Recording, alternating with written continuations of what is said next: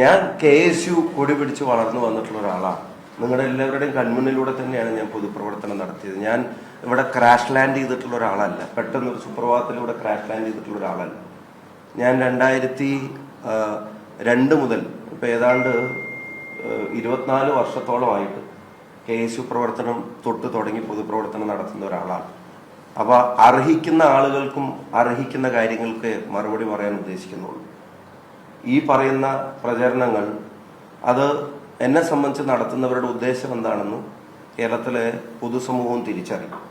ഞാൻ ഈ പത്രസമ്മേളനത്തിൽ തുടക്കത്തിൽ പറഞ്ഞൊരു കാര്യം, UDF ജയിക്കാൻ പോകുന്നത് ഏതെങ്കിലും ഒരു ജാതിയുടെ പേരിലോ ഒരു മതത്തിന്റെ പേരിലോ ഏതെങ്കിലും കമ്പാർട്ട്മെന്റുകളുടെ പേരിലോ ആയിരിക്കില്ല. കേരളം ഒന്നടങ്കം പിന്തുണക്കുന്നതിന്റെ പേരിലായിരിക്കും ഐക്യജനാധിപത്യ മുന്നണിയുടെ ഗവൺമെന്റ് വരാൻ പോകുന്നത്. അതിന്റെ തിളക്കം കുറക്കാനോ ആ ജനങ്ങളുടെ പിന്തുണയെ വേറെ ഏതെങ്കിലും തരത്തിലുള്ള വിഭാഗീയ ട്രെൻഡുകളിലേക്ക് ഒതുക്കാനോ ശ്രമിക്കുന്നവർ അവരാണ് യഥാർത്ഥത്തിൽ ഈ പറയുന്ന വിഭാഗീയതയുടെ വക്താക്കൾ. അതിൽ ഒരു കാലത്തുമില്ലാത്ത വിധത്തിൽ CPM എക്സ്പോസ്ഡ് ആയിട്ടുള്ള ഒരു തെരഞ്ഞെടുപ്പ് കൂടിയാണ്. അതിനും കൂടെ എതിരായിട്ടായിരിക്കും ഈ ജനവിധി വരുന്നത്. എല്ലാവരും ഒരുമിച്ച് വോട്ട് ചെയ്തിട്ടായിരിക്കും UDF ജയിക്കുന്നത്. എല്ലാവരും ഒരുമിച്ച് വോട്ട് ചെയ്യുമ്പോൾ ജയിക്കുന്നത് UDF മാത്രമായിരിക്കുമെന്ന് നമുക്കറിയാം. യെസ്, അത് തന്നെയാണ് പ്രശ്നം. UDFന്റെ വിജയം, ഒരു വലിയ വിജയം, തിളക്കമാർന്ന വിജയം, അതും കംഫർട്ടബിൾ മെജോറിറ്റിയോട് കൂടിയുള്ള ഒരു വലിയ വിജയം, അത് തന്നെയാണ് പ്രശ്നം. CPMനെ സംബന്ധിച്ചിടത്തോളം അവർ ഒരു വലിയ പരാജയം, UDFന് അത് വിജയമാണെങ്കിൽ CPMനെ സംബന്ധിച്ചിടത്തോളം അവർക്കതൊരു വലിയ പരാജയമാണ് അവരെ കാത്തിരിക്കുന്നത് എന്നുള്ളതാണ്. അത് തന്നെയാണ് പ്രശ്നം. ഇപ്പോൾ ഈ കഴിഞ്ഞ ദിവസം LDFന്റെ കൺവീനർ പേരാമ്പ്രയിലെ MLA, sitting MLA TP Ramakrishnan പറയുന്നുണ്ട്, 2024 മുതലാണ് ഈ പറയുന്ന ഷാഫി വന്നത് മുതലാണ് വർഗീയത തുടങ്ങിയത് എന്നുള്ളതാണ്. ഷാഫി വന്നത് മുതലാണോ വർഗീയത തുടങ്ങിയിട്ടുള്ളത്?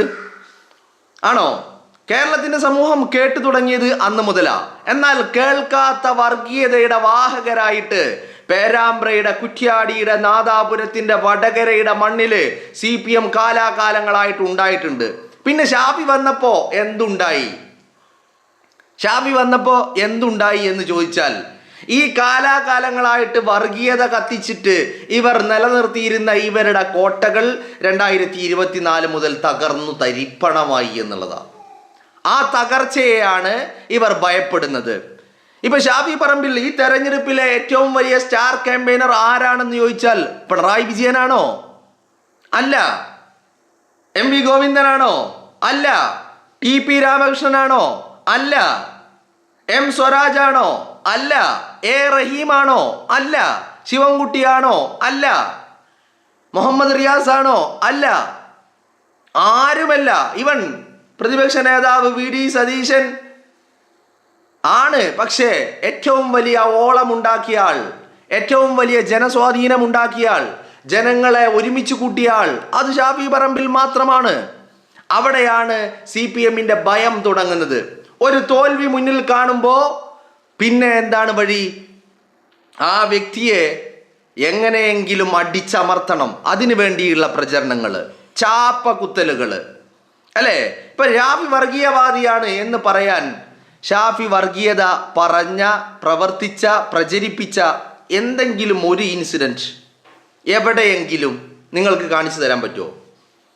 ഇനി ഷാഫിയെ വർഗീയവാദിയാക്കാൻ, ഷാഫിയെ വർഗീയവാദിയാക്കി മുദ്ര കുത്തി, ചാപ്പ കുത്തി മാറ്റി നിർത്താൻ വേണ്ടിയാണല്ലോ ഈ പറയുന്ന കാഫിർ സ്ക്രീൻഷോട്ട് ഉണ്ടാക്കിയത്.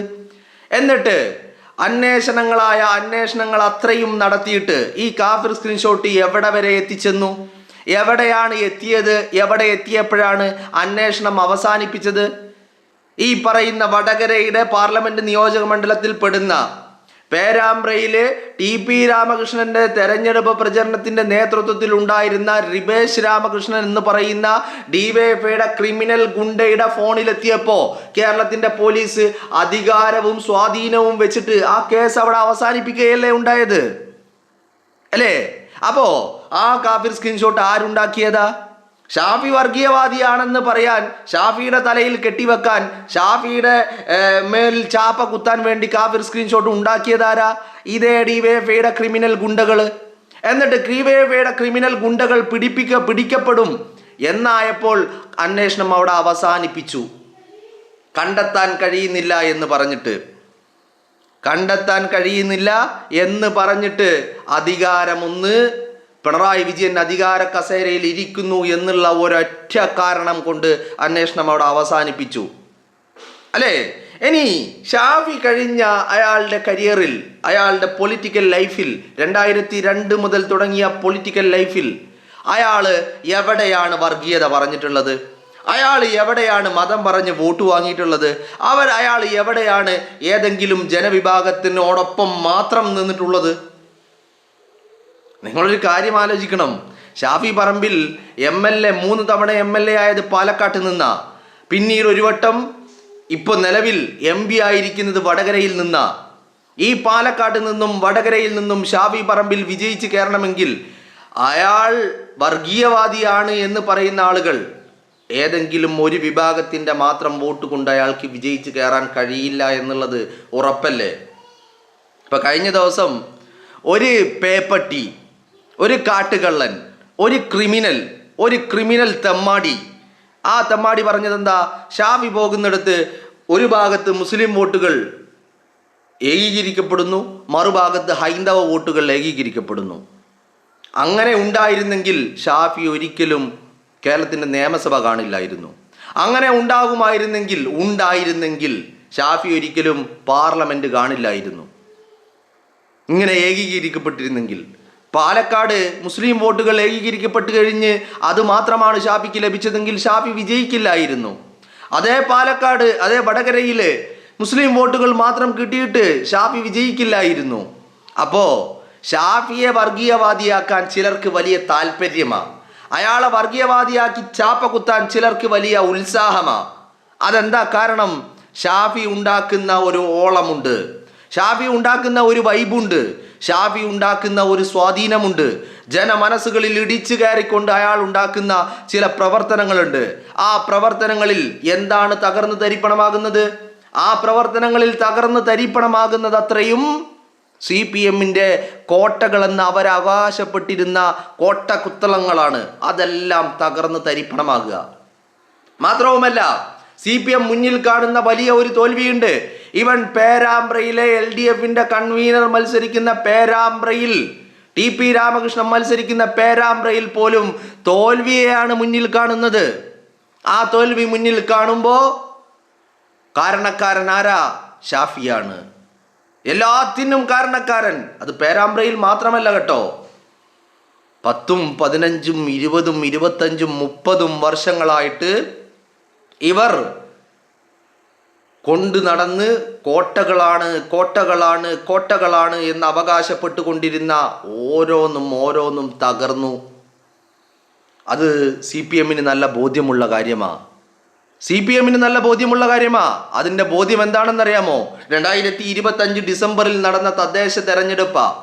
ആ തദ്ദേശ തെരഞ്ഞെടുപ്പിൽ ഈ പറയുന്ന, നിങ്ങളൊന്ന് ആലോചിച്ച് നോക്കൂ, വടകര എന്ന് പറയുമ്പോൾ ആ പാർലമെന്റ് നിയോജക മണ്ഡലത്തിൽ പെടുന്ന 20, 25, 30, 35 വർഷങ്ങളായിട്ട് ഇനി ഒരു പക്ഷേ ഈ പഞ്ചായത്ത് രാജ് തുടങ്ങി തദ്ദേശ ഭരണ സ്ഥാപനങ്ങളിലേക്കുള്ള തെരഞ്ഞെടുപ്പുകൾ തുടങ്ങിയ ആ നിമിഷം മുതൽ 2025 ഡിസംബർ വരെ അടക്കി ഭരിച്ച് CPM-ന്റെ തദ്ദേശ ഭരണ സ്ഥാപനങ്ങളെ CPM-ന്റെ പാർട്ടി ആഫീസുകളാക്കി മാറ്റിയ അത്രയും തദ്ദേശ ഭരണ സ്ഥാപനങ്ങൾ ഷാഫി തിരിച്ചു പിടിച്ചു. ഷാഫി ഉണ്ടാക്കുന്ന ഒരു ഓളം അതിനെ തന്നെയാണ് ഭയപ്പെടുന്നത്. അതുകൊണ്ട് തന്നെ ഷാഫിയെ നേരിടാൻ മറ്റായുധങ്ങളില്ല. അയാളെ പ്രതിരോധിക്കാൻ വേറെ വഴികളില്ല. പിന്നെ എന്താണ് വഴി? അയാളുടെ പേരാണ്, അയാളുടെ മതമാണ്, അയാളുടെ വിശ്വാസമാണ്. ഇനി ഇതേ ആളുകൾ കുറച്ച് ദിവസങ്ങൾക്ക് മുമ്പ് നടത്തിയ മറ്റൊരു, ഞാൻ പറയുന്നത് ആയുധങ്ങളില്ലാതെ വരുമ്പോൾ, ഷാഫിയെ നേരിടാൻ കഴിയാതെ വരുമ്പോൾ നടത്തുന്ന പ്രചരണങ്ങളാണ്. ഈ ആളുകൾ കുറച്ച് ദിവസം മുമ്പ് നടത്തിയ ഒരു പ്രചരണമുണ്ട്. എന്താണ് ആ പ്രചരണം? ഷാഫി മുസ്ലിം സമുദായത്തിൻ്റെ പ്രശ്നങ്ങൾ എവിടെയും ഉന്നയിക്കുന്നില്ല, അഡ്രസ്സ് ചെയ്യുന്നില്ല. പാർലമെന്റിൽ പോലും അയാൾ എല്ലാവരെയും ഉൾപ്പെടുന്ന പ്രശ്നങ്ങളിൽ മാത്രമേ അയാൾ പ്രതികരിക്കുന്നുള്ളൂ എന്നാണ് ഇവരുടെ പ്രശ്നം. അതേ ആളുകൾ ഇന്ന് അയാൾ വർഗീയത പറയുന്നു, അയാൾ മുസ്ലിം സമുദായത്തെ സ്വാധീനിക്കുന്നു, അവരെ ഒരു ഭാഗത്ത് കൂട്ടം ചേർക്കുന്നു എന്നൊക്കെ പറയാം. ഷാഫി എപ്പോഴും ഒരു സെക്യുലർ പൊളിറ്റിക്സിൻ്റെ ഭാഗമായിട്ട് ഒരു സെക്യുലർ സ്വഭാവമുള്ള ഒരു രാഷ്ട്രീയ നേതാവാണ്. അതിനെ തന്നെയാണ് ഇവർ ഭയപ്പെടുന്നത്. കാരണം എന്താ? അയാൾക്ക് മുന്നിൽ ഒരുമിച്ച് കൂടുന്ന ആളുകൾക്ക് മതത്തിൻ്റെ ചിന്തകളില്ല, ജാതീയതയുടെ ചിന്തകളില്ല, ഒന്നുമില്ല. അവര് ഷാഫി എന്ന് പറയുന്ന ഒരു ബ്രാൻഡിൻ്റെ മുന്നിൽ അവർ എല്ലാം മറന്ന് ഒരുമിച്ച് കൂടുകയാണ്.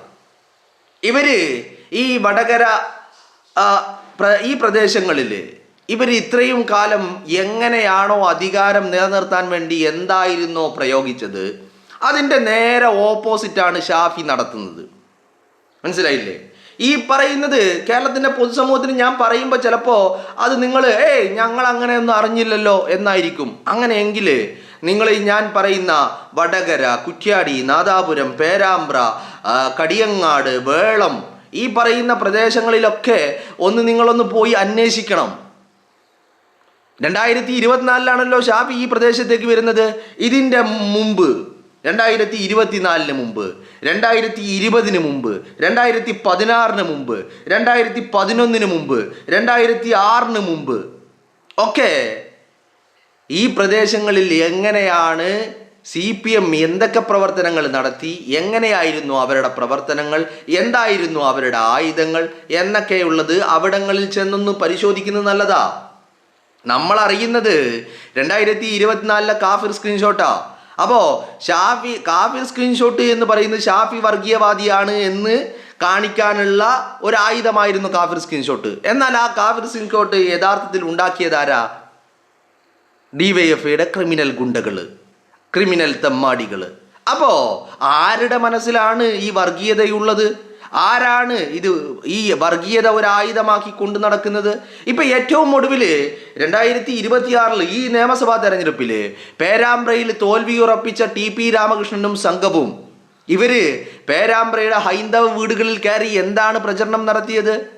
എതിർപക്ഷത്ത് നിൽക്കുന്നത് മുസ്ലിം സ്ഥാനാർത്ഥിയാണ്, അവർ വിജയിച്ച് കയറിയാൽ നമ്മൾ ഹിന്ദുക്കൾക്ക് ഇവിടെ ജീവിക്കാൻ സാധിക്കില്ല എന്നുള്ളതായിരുന്നില്ലേ വീടുകൾ കേന്ദ്രീകരിച്ച് ഇവരുടെ പ്രചരണം അല്ലേ? ഇതിൻ്റെ തെളിവുകളടക്കം ഞാൻ കഴിഞ്ഞ ദിവസം നിങ്ങളുടെ മുന്നിൽ പങ്കുവെച്ചതാ.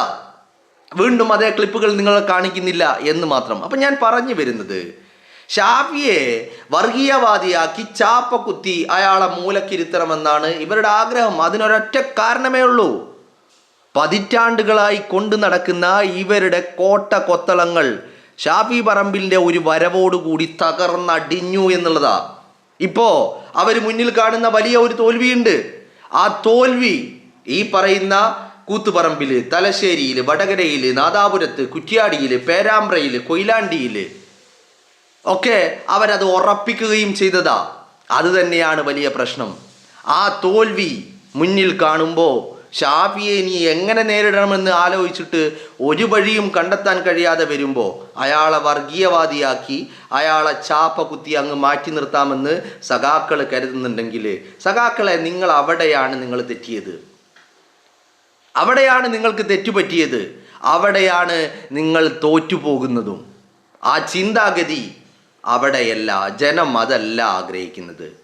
ജനം ഷാഫിയെ കാണുന്നത് ഒരു മതത്തിൻ്റെ മാത്രം വാക്താവായിട്ടല്ല.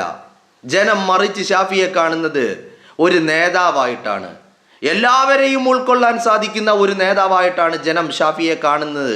ആ തിരിച്ചറിവ് ജനതയ്ക്കുണ്ട്. ആ തിരിച്ചറിവ് CPMനില്ലാതെ പോയി. രാഷ്ട്രീയം പറഞ്ഞ്, ആശയം പറഞ്ഞ്, ആദർശങ്ങൾ പറഞ്ഞ്, പ്രത്യയശാസ്ത്രങ്ങൾ പറഞ്ഞ് ഷാഫിയെ പ്രതിരോധിക്കാൻ നിങ്ങൾക്ക് സാധിക്കുന്നില്ല എന്നതിൻ്റെ ഏറ്റവും വലിയ തെളിവാണ് നിങ്ങൾ ഷാഫിയെ വർഗീയവാദിയാക്കി ചിത്രീകരിക്കുവാനുള്ള നിങ്ങളുടെ ശ്രമങ്ങൾ എന്ന് പറയുന്നത്. അതുകൊണ്ട് തന്നെ ഷാഫിയെ സംബന്ധിച്ചിടത്തോളം അതൊരു പ്രശ്നമല്ല. അയാൾ അതിന് മറുപടിയും പറയില്ല. കാരണം എന്താണെന്നറിയോ? അയാൾ ജനങ്ങളോടാണ് പറയേണ്ടത്. താൻ വർഗീയവാദിയാണോ എന്ന് അല്ലയോ എന്നുള്ളത് തീരുമാനിക്കേണ്ടത് ജനമാണ്. ആ ജനങ്ങൾക്കിടയിൽ പ്രവർത്തിക്കുന്ന ഷാഫിക്ക് ഇത്തരം ഏതെങ്കിലും പേപ്പട്ടികളുടെ ജൽപ്പനങ്ങൾക്ക് മറുപടി പറയുക എന്നുള്ളത് അയാളെ സംബന്ധിച്ചിടത്തോളം ഒരു കാര്യമേ അല്ല.